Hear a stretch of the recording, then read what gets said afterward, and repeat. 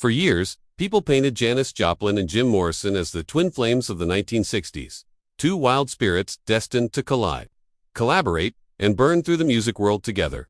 Fans imagined a legendary partnership that never happened. What almost no one knew was that Janis couldn't stand him. And once the truth surfaced, her friends learned never to even mention his name around her. That hatred didn't come from rivalry or ego. It came from one night that went horribly wrong. Before everything fell apart, Janis didn't hate Jim Morrison at all. In fact, she respected him. Back in early 1968, before the rumors and mythology took over, she saw him as chaotic but talented.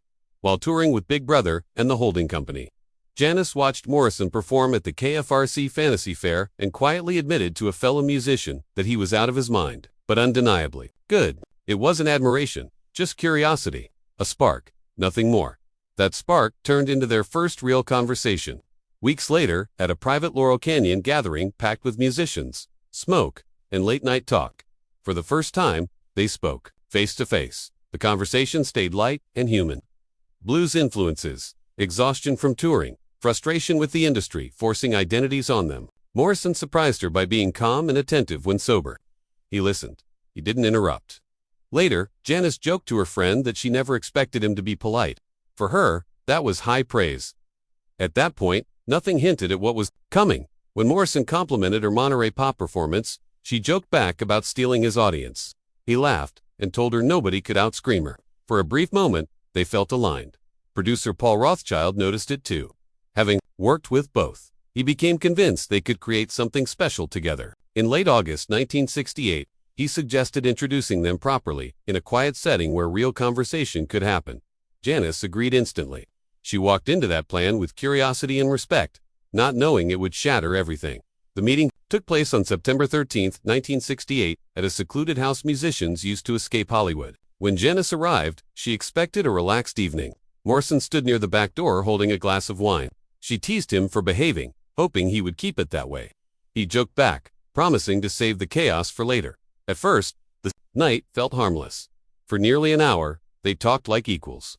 Blues phrasing, Bessie Smith, Morrison's frustration with the Lizard King persona. It felt real. To people, not to legends.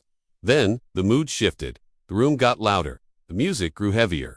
Morrison switched from wine to bourbon, and his demeanor changed instantly. He moved closer.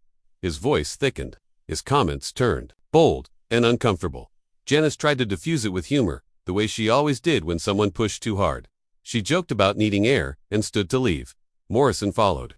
He blocked her path near the back porch, leaning in too close, pushing intensity like it was a challenge. Janis stayed calm, slipped past him, and walked outside. She headed straight for her station wagon under a sycamore tree, ready to leave before the night spun further out of control.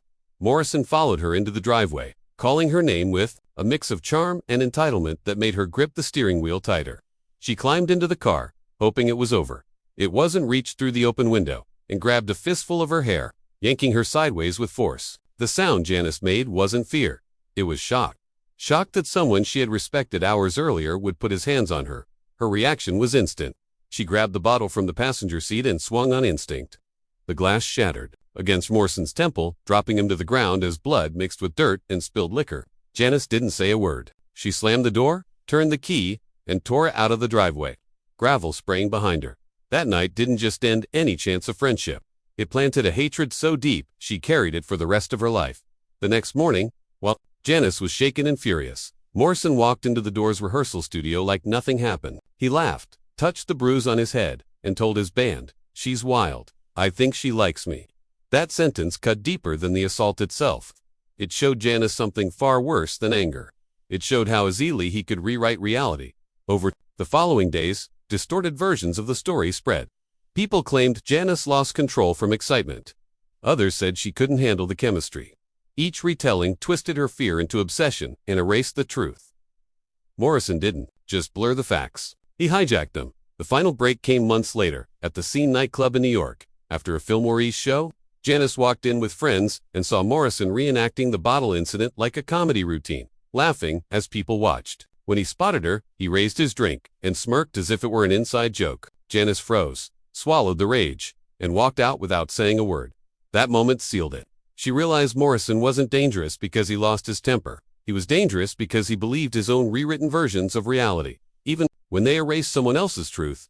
From then on, Janice cut him out completely. She avoided events, dismissed questions, and walked past him without acknowledgement when their paths crossed.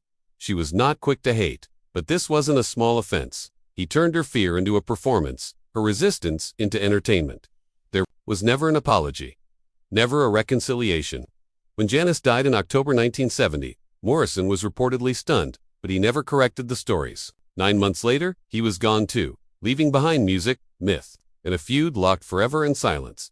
The fantasy of them as kindred spirits was never real. The truth was darker, messier, and far more human.